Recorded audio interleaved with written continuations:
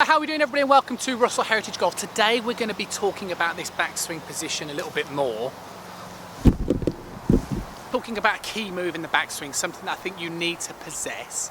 I've discussed it on the channel before, but we're going to just look at it in a different sort of context. And what we're going to be doing is we're going to be focusing on the elbow positions at the top of the backswing and the relationship between them. What I've been documenting over time, and if you're new to the channel, then basically welcome. If you watch some of the other videos, you'll know that really I am very much about understanding functionality and movement. If you can move well, I do genuinely believe you'll be a good golfer. What I've always advocated is that in the backswing position, you need to ensure that your weight goes more in towards your right heel going into the backswing. This will generally suggest that you are functioning pretty well. Most golfers tend to struggle with either too much lateral or too much rotational movement, which means therefore you're never going to get the weight in towards the right heel.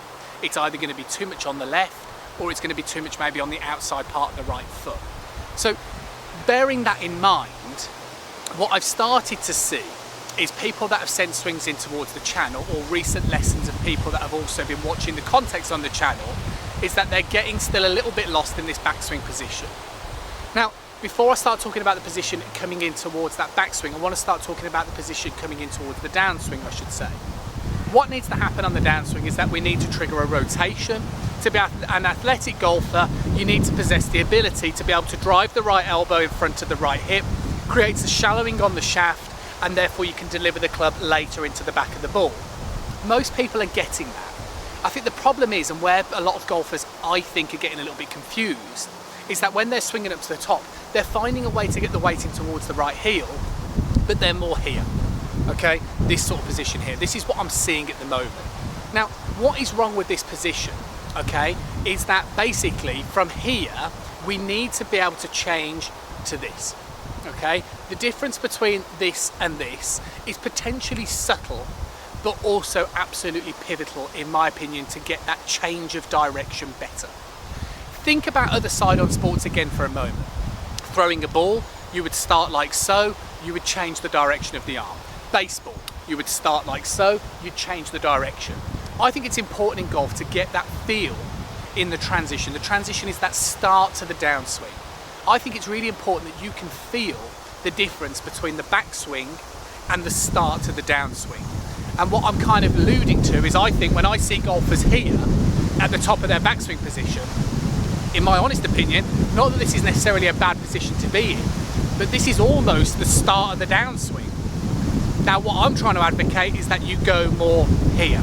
So when you swing up to the top, if you draw a line horizontally underneath that left elbow, what you should see is that the right elbow sits on the line as well.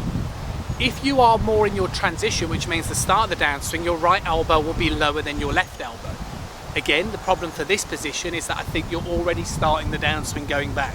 I think you need to feel a definitive difference coming in towards the downswing to be a more athletic golfer and to hit the ball much better. When we look at a lot of pros, there are examples where the right elbow is lower, but there are also very good examples where when we see them, the elbows are more on a horizontal line like so. I think this is an important move. The other reason why this is an important move is it helps introduce an element of left lateral bend. Left lateral bend helps you stay in posture to increase the rotation around the rib cage. It helps you keep the shoulders more downward facing. Therefore, it helps you stay more balanced in the backswing position. From here, I'm almost exaggerated in right lateral bend, which means that I'm kind of crunching towards the right side. Where I want you guys to get to is to be more in left lateral bend, which is this way. Now, I've discussed this on the channel. Try and get this feeling that this rib cage is kind of rising up. So you start to feel more of a stretch going down this right side, right glutes, but also activation in this rib cage as well. I think if you don't feel that sort of activation, then I would start experimenting with allowing the right elbow to lift up more. Now again, this has been a no-no move. You know, people have said, you've got to get the shaft laid off. You've got to tuck the elbow in. You do, but on the downswing. You don't on the backswing. The idea of keeping the shaft on plane and keeping the elbow tucked in is okay.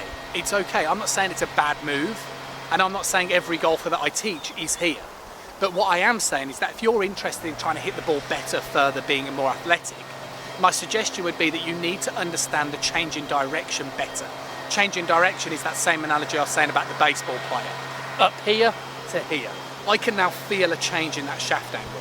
If I'm already here, then I'm already a little bit lost because I'm kind of technically already starting down and I haven't really even gone all the way up.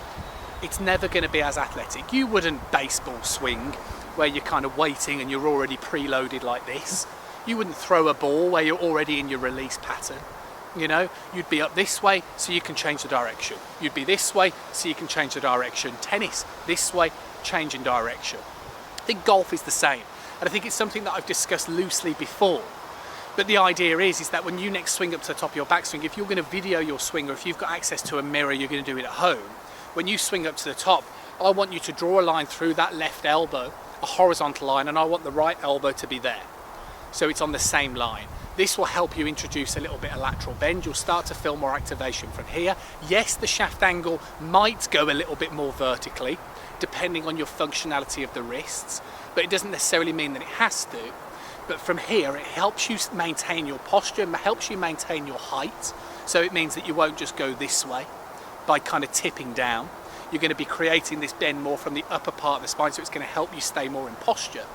But more importantly, I think what will happen is that if you get yourself looking more this way, you're going to start to feel that change in direction much better. So the point of this video really was to just discuss in element what a lateral bend is. I discussed it before on the channel, and we're putting more of a focus in towards the right elbow. I did a video a couple of days ago about this sort of move. A lot of golfers get lost in the first move where they travel this way. The shoulders go too horizontal too early, the club gets dragged on the inside. You go too much into flexion, you can't compress the golf ball from here. If you allow the right elbow to lift, it introduces this lateral bend, so from a face-on perspective, you can now see the way I'm more centered than I would be if I'm here. Here, here. From this angle, here, here. Yeah? Just because you're here at the top doesn't mean you can't go this way on the way down. And to be honest with you, the more I experiment this with customers as well, the bigger they feel that change in direction, the more athletic they can be, but actually then they can get more of a sense of this drop and change of direction, and the better the golfer they become as well. So hopefully you understand the point of the video. I suppose what I'm trying to say over the last couple of videos that I've put together is that the backswing is a composition of tilting moves and rotational moves. That's why it's okay for the right elbow to come up to help you out. That's why when you're swinging back, you don't need to get the shaft, on plane perfectly going back here, because it's going to keep you very trapped and very tucked. It's okay for the shaft to go up a little bit more vertical, because then you've got a better chance of changing that direction coming down. It's something that I would suggest you definitely experiment with. As ever, if you've enjoyed the video, always appreciate one of those. You can press that subscribe button, it's absolutely free. Press the bell icon, you'll receive notifications every time a new video comes out. You know how it works. Press it, you won't miss another video. The other thing that's absolutely free, getting more videos coming in now. I'm going to start working on these together. Basically, on the in the description below, you will find the social media links. If you send the swings into the social media links, then it gives me a chance to offer you some advice.